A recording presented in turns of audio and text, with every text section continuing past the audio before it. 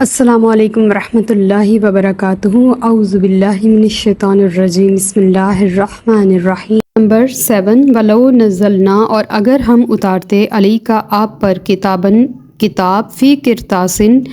کرتاس ہوتا ہے کاغذ پہ لکھی ہوئی، فلمسوہ، اور وہ اس کو چھو بھی لیتے، یعنی کہ لمس جو ہم اردو میں پڑھتے ہیں یہ وہیں سے لمسوہ، عربی میں بھی وہی لفظ ہے، جو اس کو چھو بھی لیتے بایدیہم، اپنے ہاتھوں سے، لقال الذین، تو ضرور کہتے کفرو، جنہوں نے کفر اختیار کیا یا کافر، ان ھذا، نہیں ہے یہ، الا مگر، سحر مبین، کھلا جادو۔ اب ان کا ایک جو اعتراض تھا وہ یہ تھا کہ قرآن کاغذ پہ کیوں نہیں اترا، جیسے ان کی کتابیں جو ہیں وہ لکھی ہوئی صورت میں آسمان سے اتری تھی، تو ان کو ایک اعتراض تھا کہ یہ تھوڑا تھوڑا کر کے کیوں اتر رہا ہے، یا اس کے اوپر حتمی دلیل کیا ہے کہ یہ اللہ کا کلام ہے۔ تو اللہ تعالیٰ فرما رہے ہیں کہ ان کی ہٹ درمی تو یہ تھی کہ جب ان کے ہاتھ میں توریت آئی تھی تو موسیٰ علیہ السلام ان سے کہہ رہے تھے کہ بھئی اٹھاؤ اس کو، لیکن وہ اٹھا نہیں رہے تھے، وہ تختیاں زمین پر پڑی تھیں، الا یہ کہ اللہ پاک نے پہاڑ کو ان کے اوپر آسمان کی طرح نافذ کر دیا، اور وہ نیچے کھڑے تھے، اوپر پہاڑ تھا اور نیچے کتاب تھی۔ تو ان کو جب خوف ہوا کہ یہ پہاڑ ہم پر گر جائے گا تو انہوں نے توریت کو اٹھایا تھا۔ انہوں نے اٹھایا اس لیے نہیں تھا کہ اس پر عمل کرنا پڑے گا، اور عمل کرنے سے ان کی جان جاتی تھی۔ تو وہ تو لکھی ہوئی تھی، وہ تو کاغذ پہ تھی، وہ تو کتاب کی شکل میں تھی، انہوں نے اس کو بھی پکڑنے سے انکار کر دیا، تو قرآن پہ تو یہ اعتراض تو ان کا بنتا ہی نہیں ہے نا کہ وہ یہ اعتراض کرتے۔ اللہ تعالیٰ فرما رہے ہیں کہ اگر یہ کتاب کاغذ پہ لکھی ہوئی بھی ان کے پاس آ جاتی اور وہ اس کو اپنے ہاتھ سے چھو کے چیک بھی کر لیتے کہ واقعی یہ قرآن ہے، اللہ کا کلام ہے، آسمان سے نازل ہوا ہے، تب بھی کافر کہتے کہ یہ کھلا جادو ہے، یعنی کہ وہ اس پر تب بھی ایمان نہ لاتے۔ اب تو ایک ایک آیت جو نبی کریم صلی اللہ علیہ وسلم کی ذات مبارکہ پہ اتر رہی ہے اس پر ایمان لانا ان کے لیے مشکل ہو رہا ہے، اور اگر یہ لکھی ہوئی ملتی تو اس کو جادو بول دیتے، یعنی کہ اللہ ان کی سرشت کو جانتا ہے، وہ علیم خبیر ہے، وہ جانتا ہے کہ میرے بندے کس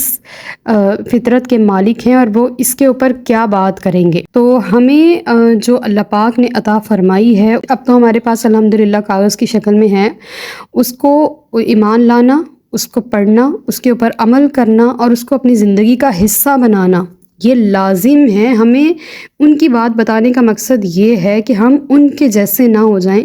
ہم ان کی توریت، زبور، انجیل کو پیٹھ پیچھے ڈالنے والے نہ ہو جائیں،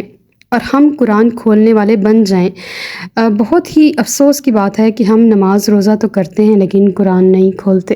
اور بہت سارے گھروں میں قرآن پاک پہ گرد پڑی ہے اور وہ الماریوں میں بند پڑے ہیں، کوئی نہیں کھولتا،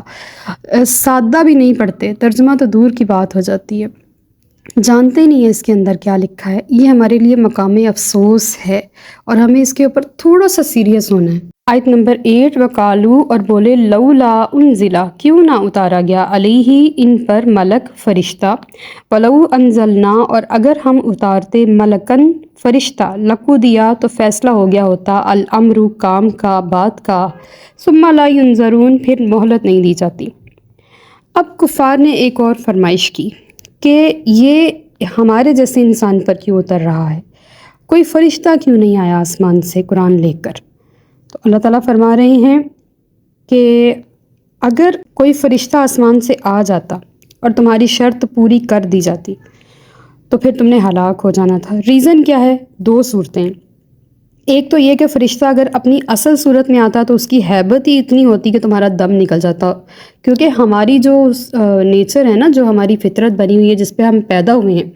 ہم مفوق الفطرت چیز کو دیکھ کے گھبرا جاتے ہیں، ہم صرف اس چیز کو دیکھ کر ٹھیک رہتے ہیں جن کو ہم روزانہ دیکھتے رہتے ہیں۔ جب کوئی بھی عجیب و غریب بات ہوگی یا تو ہم مر جائیں گے ہم اس کی ہیبت کو دیکھ کے، یا پھر ہم اس کو کنٹرول نہیں کر سکیں گے، ہم پینک ہو جائیں گے،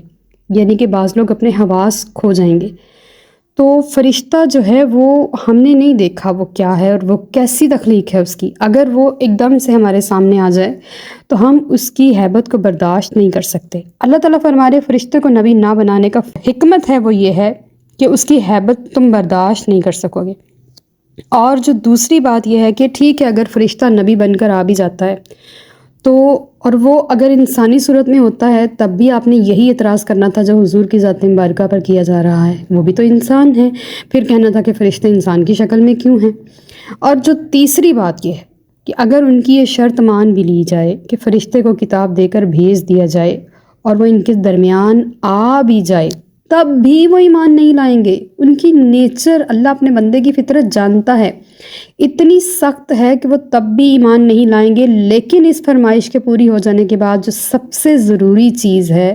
وہ ہے عذاب، کہ جب کسی قوم کی خواہش پوری کر دی جاتی ہے معجزہ لانے کی،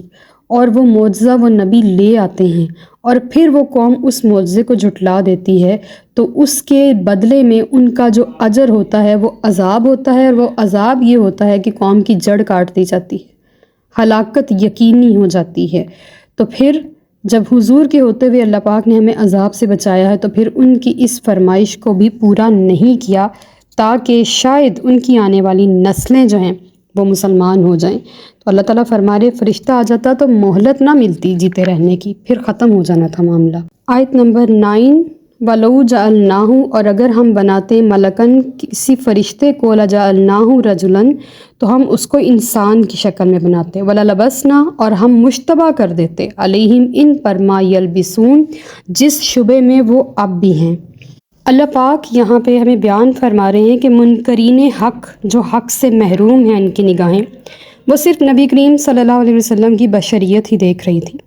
وہ نبوت کا وہ سورج، وہ آفتاب نہیں دیکھ رہی تھی جو حضور کے دل انور کی صورت میں پوری دنیا پر محیط تھا اور روشنی دے رہا تھا، اور وہ حضور کو اپنے جیسا بشر سمجھ رہے تھے، تو حضور کی نبوت کو انکار کر رہے تھے، تسلیم کرنے سے انکار کر رہے تھے۔ تو اللہ تعالیٰ فرماتے ہیں کہ اگر فرشتے کو نبی بنا کر ہدایت کے لیے بھیج دیتا تو دو صورتیں تھیں، وہی بات، یا وہ فرشتہ ہوتا انسان، یا پھر انسانی لباس میں ہوتا، اور فرشتے کی ہیبت سے کسی نے اس سے کچھ سیکھنا نہیں تھا،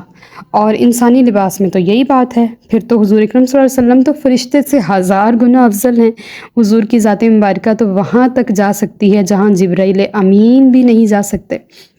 تو جب وہ حضور سے مقام سے مشتبہ ہیں، نہیں جانتے، شک میں پڑے ہوئے ہیں، تو وہ فرشتے کے لیے کیا ان کا جو ہے نا وہ سچویشن رہے گی، وہ پھر ایمان لاتے ہیں کہ نہیں، کیونکہ جیسی ان کی نیچر ہے وہ ایمان نہیں لانے والے۔ آیت نمبر 10، وَلَقَدِ اسْتُهْزِئَ، اور بے شک مذاق اڑایا گیا، بِرُسُلٍ مِّن قَبْلِكَ، رسولوں کا آپ سے پہلے، فحاقہ، پس گھیر لیا، بالذین، انہیں، سخروا، جو مذاق اڑاتے تھے، منہم، ان سے، ما کانوا بہ یستہزئون، جس چیز کا وہ مذاق اڑایا کرتے تھے۔ یہ نبی کریم صلی اللہ علیہ وسلم کی ذات مبارکہ کی تسلی کے لیے، آپ کے قلب انور کی راحت کے لیے اللہ پاک نے یہ آیت نازل فرمائی کہ اے محبوب آپ پریشان نہ ہوں، ان کا انکار، ان کا مذاق جس سے آپ کو واسطہ پڑ رہا ہے یہ کوئی نئی چیز نہیں ہے، آپ سے پہلے بھی سارے انبیاء کرام کے ساتھ ان کا یہی سلوک رہا ہے، اور یہ ان کی گستاخیاں اور بے ادبیاں ہر دور میں ایسی ہی رہی تھیں، اور ان کا انجام بھی ایسا ہی ہوگا جیسے کہ اللہ پاک کی سنت ہے، پہلے جو بھی یہ اپنے انبیاء کے ساتھ کرتے رہے اور پھر آخر میں ان کی جڑ کاٹ دی گئی۔ لیکن کفار مکہ کے ساتھ یہ ہوا کہ ان کی جڑ نہیں کاٹی گئی، بلکہ ان میں سے، ان کی اولادوں میں سے بہت سارے لوگ مسلمان ہوئے، اور یہ حضور کا صدقہ ہے کہ اللہ پاک نے انہیں عذاب سے محفوظ رکھا، چاہے یہ بہت ہی زیادہ سخت تھے، بالکل ویسے ہی تھے جیسے بنی اسرائیل یہ تھے یا جیسے باقی ہر درم قومیں تھیں، لیکن اللہ پاک نے حضور کی زیارت کے صدقے میں، حضور کے علاقے کے صدقے میں، حضور کی نسل کے ہونے کے صدقے میں انہیں عذاب سے محفوظ رکھا۔ دنیاوی عذاب ملے ہیں، ان پر ذلتیں آئی ہیں، ان پر مصیبتیں آئی ہیں، یہ دربدر کر دیے گئے ہیں، اپنے علاقے سے نکلوا دیے گئے ہیں، لیکن اللہ پاک نے ان کی جڑ ختم نہیں کی، اور یہ آج بھی موجود ہیں۔ آیت نمبر 11، کل آپ فرما دیجئے، سیرو، سیر کرو، فی الارض، زمین میں، ثم انظروا، پھر دیکھو، کیفا، کیا، کیسا، کانا، عاقبۃ المکذبین، انجام ہوتا جھٹلانے والوں کا۔ اس آیت میں اللہ پاک ہمیں زمین میں سیر کرنے کی طرف رغبت دلا رہے ہیں، اور یہ اللہ تعالیٰ کے قدرتی مناظر کو دیکھنے کے لیے بھی، اور اس کی پھیلائی ہوئی وسیع کائنات کو دیکھنے کے لیے جو اس نے ہماری خاطر سجائی ہے، اور اس میں ایک ایک چیز کو اب بالکل سیمیٹری کے ساتھ سمیٹ کے سجا کے ہمارے لیے رکھا ہے، اور اس میں بہت خوبصورتیاں ہیں اور رنگین ہیں، اور اس میں بے رنگ بھی ہیں، کہیں صحرا ہیں، کہیں ریتلے علاقے ہیں، کہیں سمندر ہیں، کہیں جھیلیں ہیں، تالابیں ہیں، ندی نالے ہیں، جنگل ہیں۔ اس نے بہت کچھ کائنات کو حسین جمیل بنا کے سجا کے ادھر رکھا ہوا ہے، اور اتنی صدیاں ہو گئی ہیں اس کائنات کو چلتے ہوئے، وہاں کوئی کمی بیشی نہیں آئی، اس کا حسن ماند نہیں پڑا، ہر چیز ویسے ہی سجی سجائی خوبصورت موجود ہے۔ اللہ کی طرف سے عذاب بھی آئے ہیں دنیا میں، لیکن پھر وہ اس کو دوبارہ سے بسا دیتا ہے، پھر وہ نئی آنے والی امتوں کے لیے، نئے آنے والے لوگوں کے لیے دوبارہ سے اس کو سجا دیتا ہے۔ تو اس آیت میں اگر اس کو پچھلی آیت سے ریلیٹ کریں تو اللہ تعالیٰ فرما رہے ہیں کہ اگر اپنی ہی ہٹ دھرمی پہ قائم رہنا ہے تو زمین پہ چل پھر کے دیکھو، جو علاقے کھنڈر بن چکے ہیں، جو ویران ہو چکے ہیں، جو عذاب یافتہ علاقے ہیں، جو ختم ہو چکے ہیں دنیا سے۔ قوم لوط کا علاقہ اتنا زیادہ اللہ کو ناپسندیدہ تھا کہ اللہ نے اس علاقے کو پہلے زمین کی تہوں کے اندر گھسا کے، پھر آسمان کے اوپر اچھال کے، پھر دوبارہ زمین کے اندر ڈال کے اس کو ختم کیا۔ اب وہاں پہ پانی ہے، اور اس علاقے میں جو علاقہ قوم لوط کا تھا وہاں پہ کوئی مچھلی بھی نہیں آتی، وہ اللہ نے صفحہ ہستی سے ہی مٹا دیا۔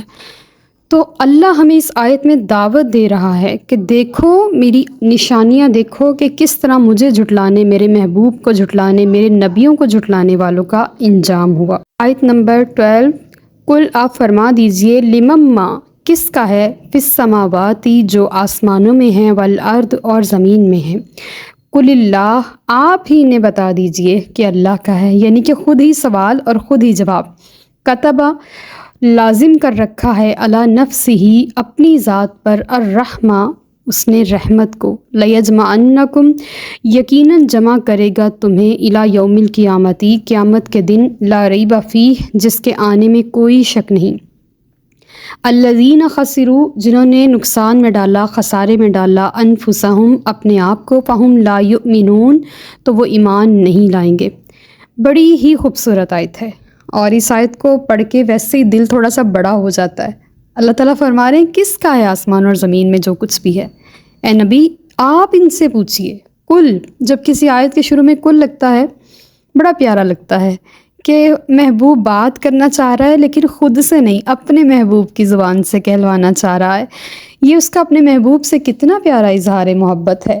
کہ وہ اپنے محبوب کی زبان کو اپنی زبان پہ ترجیح دیتا ہے۔ تو وہ کہتا ہے نبی آپ ان سے کہیے کس کا ہے جو کچھ آسمان اور زمین میں ہے، جو اس نے سجا رکھا ہے، سب کچھ کس کا ہے، آپ ہی بتا دیجئے یا رسول اللہ کہ وہ اللہ کا ہے، اور اسی نے وہ سارا کچھ ہمارے لیے بنا رکھا ہے، ہماری ضرورت کی ہر چیز وہ ہمیں اسی زمین سے، حتیٰ کہ لباس تک بھی، ہمیں رہنے سہنے کے لیے گھر تک بھی، ہمیں ہر چیز اسی زمین سے عطا فرماتا ہے، اور اس ذات نے اپنی ذات کے اوپر رحمت لازم فرما رکھی ہے۔ دیکھیں لوگ کتنی نافرمانیاں کرتے ہیں، اللہ کے ساتھ شریک تک ٹھہرا دیتے ہیں، اللہ کے ہر حکم کو ڈینائی کرتے ہیں، وہاں پہ اپنی مرضیاں ڈالتے ہیں، اللہ کو پسے پشت ڈال کے اپنی نفس کو اور اپنی ذاتی خواہشات کو آگے رکھتے ہیں۔ اور پھر بھی اللہ اپنے بندوں پر اتنا مہربان ہے کہ اس نے خود قرآن پاک میں فرما دیا کہ میں اپنے بندوں کو جب دیکھتا ہوں نافرمانیاں کرتے، زیادتیاں کرتے، میرے حکم کی حکم عدولی کرتے، تو میں اپنی ذات کے اوپر رحمت کو لازم کر لیتا ہوں۔ میں نہیں چاہتا کہ میں اپنے بندے کو فوراً پکڑ کے مسل کے ختم کر دوں۔ تبھی تو حضور نے فرمایا ہے وہ 70 ماؤں سے زیادہ پیار کرتا ہے، ایسے ہی تو پیار کرتا ہے کہ وہ اپنی ذات کے اوپر رحمت کو لازم فرماتا ہے، اور اس نے خود کو الرحمن الرحیم بیان فرمایا ہے، اور ہم ہر روز بسم اللہ میں پڑھتے ہیں، ہم ہر روز سورہ فاتحہ میں پڑھتے ہیں کہ الرحمن الرحیم، وہ بڑا مہربان ہے، وہ بڑا مہربان ہے، وہ بہت رحیم ہے۔ تو یہ اس ذات نے خود اپنی ذات کے اوپر لازم فرمایا ہے کہ میں نے اپنے بندوں کو مسلنا نہیں ہے،